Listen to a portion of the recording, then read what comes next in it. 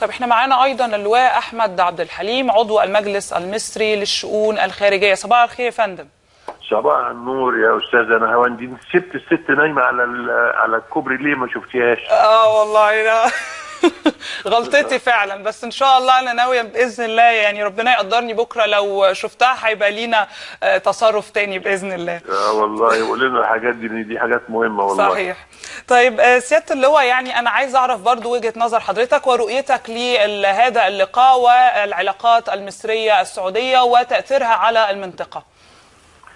والله هو احنا برضو انت عارفه انا قعدت في الموضوع ده، بحب ادي الصوره العامه للموضوع علشان نقدر نفهم الموضوع في اطاره. اتفضل. اولا المنطقه كلها بتشهد اضطرابات امنيه وعمليات ارهابيه في معظم ان لم يكن كل دول هذه المنطقه. ده حقيقه. الحقيقه الثانيه ان في هذه الاضطرابات في جزء دولي وفي جزء اقليمي، وبالتالي بيتطلب المقاومه ان يكون هناك نوع من تشابك الجهود بين الدول الرئيسيه في هذه المنطقه. نيجي بقى للجزء الخاص بنا، العلاقه المصريه الخليجيه عموما مع دول الخليج كلها وخصوصا السعوديه.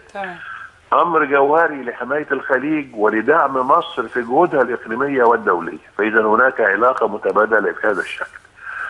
اللقاء المصري السعودي، وانت سالتي الاخ المجرشي عن هذا الموضوع اللي بين الرئيس السيسي ومدير المخابرات، بيتعلق بمراجعه الموقف السياسي والامني وتبادل المعلومات والتنسيق في المنطقه بشكل عام وبين الدولتين بشكل خاص، مع الاستعداد لمواجهه اي تغيرات قد تحدث في المنطقه.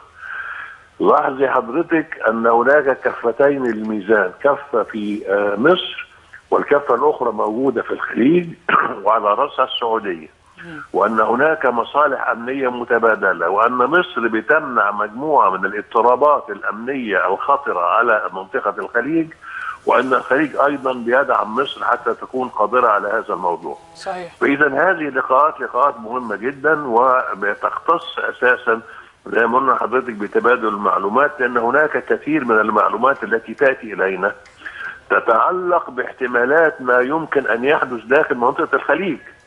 لان هي دي اللي عليها الدور، والكلام النهارده ان داعش وصل لهذه المنطقه والى اخره.